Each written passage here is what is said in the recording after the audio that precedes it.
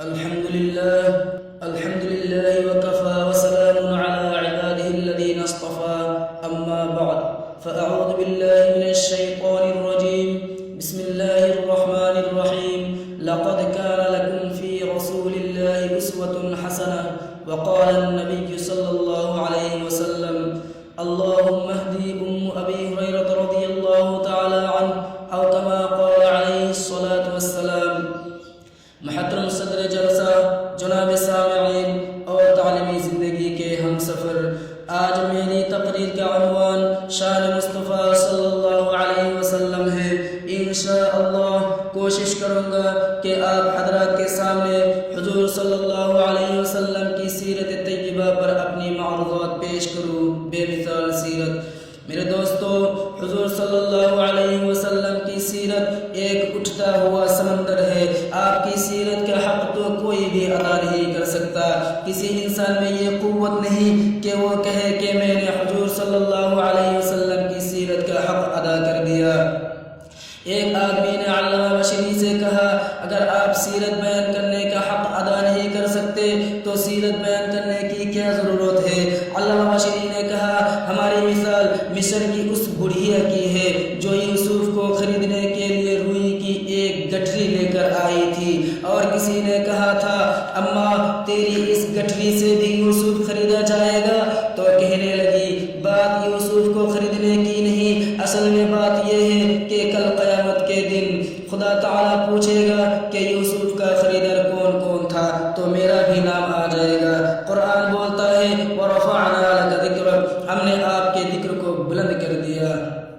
میرے بھائیوں، نبی چلتا ہے قرآن بولتا ہے، نبی بیٹھتا ہے قرآن بولتا ہے، نبی اٹھتا ہے قرآن بولتا ہے، نبی پہاڑ پر ہے قرآن بولتا ہے، نبی بولتا ہے قرآن بولتا ہے، نبی غار میں ہے قرآن بولتا ہے، نبی گلی میں ہے قرآن بولتا ہے، نبی مکہ میں ہے قرآن بولتا ہے، محمد کی ایک ایک ادا قرآن بولتا ہے، نبی مسکراتا ہے قرآن بولتا ہے، نبی روتا ہے قرآن بولتا ہے، نبی صحابہ کو اپنے سینے سے لگاتا ہے قرآن بولتا ہے، نبی مسجد میں ہے قرآن بولتا ہے۔ اے پیغمبر، میں نے تیری ایک ایک ادا قرآن میں اتر دیا، اس لیے کہ تو اتنا بلند ہے کہ تیری وجہ سے مکہ کی گلیوں کو بلند کیا، تیری وجہ سے مدینہ شہر کو بلند کیا، میں نے تیری وجہ سے صحابہ کو اتنا بلند کر دیا کہ قیامت تک کوئی جوان، کوئی ولی، کوئی قطب، کوئی ابدال آپ کے قدموں کا مقابلہ نہیں کر سکتا، کوئی اس کی گرد کو بھی نہیں پہنچ سکتا، اس لیے کہ جو تیرا صحابی بنا وہ بھی کائنات میں بلند ہوگا۔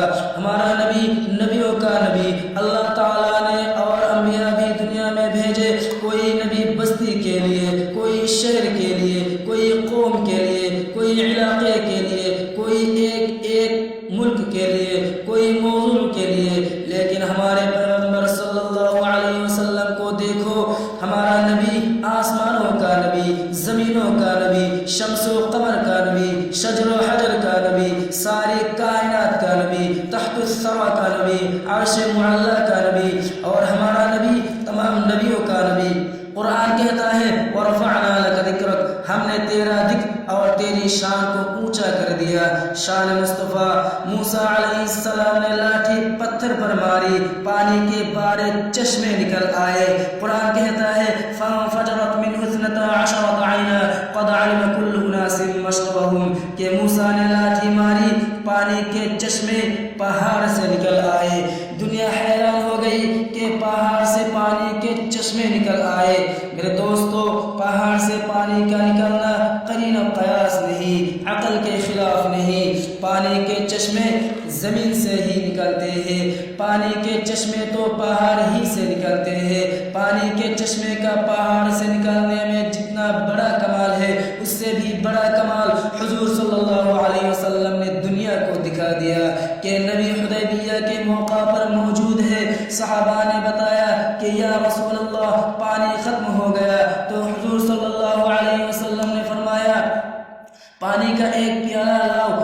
پیالہ میں تھوڑا سا پانی تھا، آقا نے نبوت والا ہاتھ اس میں ڈالا تو ان کی انگلیوں سے پانی کے چشمے نکل آئے۔ تو قرآن کہتا ہے وَرَفَعْنَا لَكَ ذِكْرَكَ، ہم نے تیرے ذکر اور شان کو اونچا کر دیا۔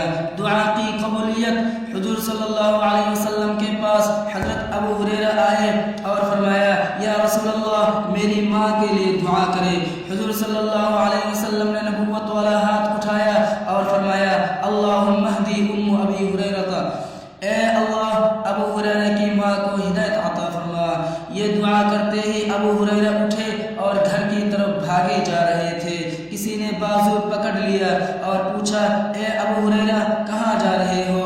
فرمایا گھر جا کر دیکھنا چاہتا ہوں کہ پہلے میں گھر پہنچتا ہوں یا محمد کی دعا پہلے پہنچتی ہے۔ گھر پہنچے تو دیکھا کہ دروازہ بند ہے۔ تھوڑی دیر کے بعد دروازہ کھول دیا تو ماں غسل سے فارغ ہو کر فرمانے لگی ہے اے ابو ہریرہ جلدی کر مجھے رسول اللہ کے دروازے پر لے جا کر کلمہ پڑھا دے۔ تو اس بات پر قرآن کہتا ہے وَرَفَعْنَا لَكَ ذِكْرَكَ، یہ نبی کی شان ہے۔ ایک مرتبہ ابو جہل حضور صلی اللہ علیہ وسلم کے سامنے مٹھی بند کر کے کہنے لگا اے محمد بتا میری مٹھی میں کیا ہے؟ حضور صلی اللہ علیہ وسلم نے فرمایا اے ابو جہل میں بتاؤں تیری مٹھی میں کیا ہے یا تیری مٹھی میں جو چیز ہے وہ بتائے کہ میں کیا ہوں؟ یہاں تک کہ مٹھی میں جو کنکریاں تھیں ان کنکریوں سے آواز آئی اشہد ان لا الہ الا اللہ و اشہد ان محمد رسول اللہ۔ یہ نبی کی شان ہے۔ اللہ جل جلالہ و عم نوالہ سے ہم سبھی لوگ یہ دعا فرمائے کہ وہ مسلمان عالم کو شان مصطفیٰ اور سیرت شہنشاہ دو عالم سرور کائنات فخر موجودات محمد عربی صلی اللہ علیہ وسلم کو دل و جان سے سمجھنے اور اس پر عمل پیرا ہونے کی توفیق عطا کرے۔ دونوں